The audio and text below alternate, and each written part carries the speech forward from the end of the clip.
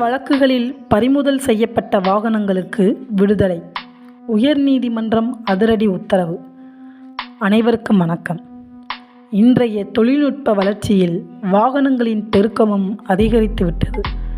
அதிவேகமாக செல்லக்கூடிய வாகனங்கள் தொடங்கி அதிக சொகுசு வசதிகள் கொண்ட வாகனங்கள் வரை மிகுந்தே காணப்படுகின்றன. இன்று பொதுமக்களிடையே வாகன பயன்பாடும் மிகுந்து காணப்படுவதுடன் சுற்றுச்சூழல் மாசுபாட்டிற்கும் பெரிதும் கேடு விளைவிப்பனாக உள்ளன.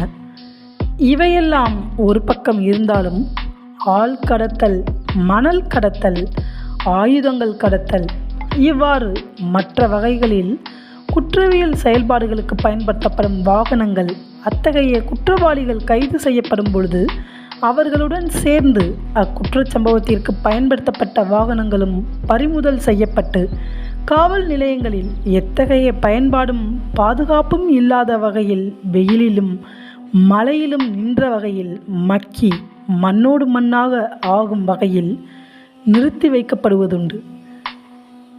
இவ்வாறு பல லட்சம் ரூபாய் மதிப்புள்ள வாகனங்கள் கூட யாருக்கும் எவ்வித பலனும் அளிக்காமல் அழிந்து போகும் நிலைக்கு தள்ளப்படுவதுண்டு. இத்தகைய வகையில் காவல் நிலையங்களில் குவிந்து கிடக்கும் வாகனங்கள் எல்லாம் அனைவரது கண்ணிற்கும் வருத்தம் அளிப்பவையாகவே இருந்து வந்தன. ஒரு பாவமும் அறியாது இத்தகைய வகையில் தண்டனை அளிக்கப்பட்டு வந்த வாகனங்களுக்கு இப்பொழுது ஒரு விமோச்சனம் கிடைத்துள்ளது. ஆம், இது சம்பந்தமான வழக்கு ஒன்றில் உயர்நீதிமன்ற மதுரை கிளை வழங்கியுள்ள முக்கியமான உத்தரவு குறித்து இப்பதிவில் காண உள்ளோம். நமது தட்சால் யுவர் ஆனர் சேனலை சப்ஸ்கிரைப் செய்யாதவர்கள் சப்ஸ்கிரைப் செய்து பெல் பட்டனை அழுத்துவதுடன் லைக் கொடுத்து உங்கள் நண்பர்கள், உறவினர்கள் என அனைவருக்கும் ஷேர் செய்து நமது இந்த சமுதாய மேம்பாட்டு முயற்சிக்கு ஓர் அரணாக இருந்து ஆதரவு அளிக்கும்படி அன்புடன். வழக்கு தொடரப்பட்ட இடம் சென்னை உயர்நீதிமன்றம் மதுரை கிளை.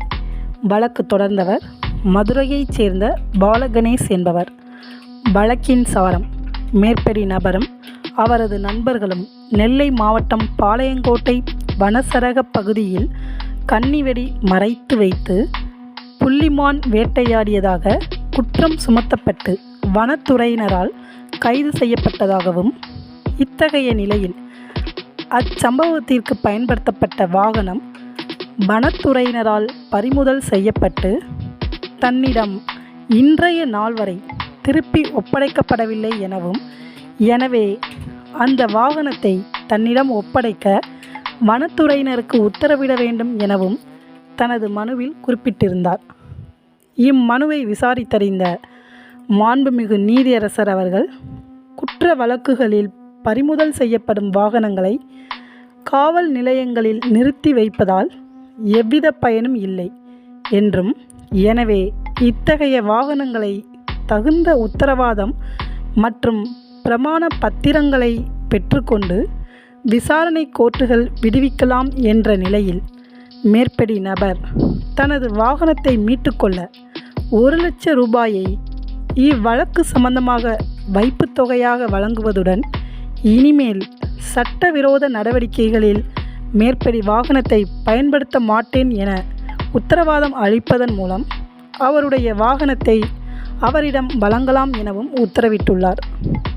மனிதன் செய்யும் குற்றத்திற்கு மண்ணில் மக்கிப்போக குவிந்து கிடக்கும் வாகனங்களை காப்பாற்ற வழி பிறந்தது அனைவருக்கும் மகிழ்ச்சியே. That's all your honour. மீண்டும் புதிய சமுதாய சிந்தனை கருத்துக்களுடன் சந்திப்போம். நன்றி, வணக்கம்.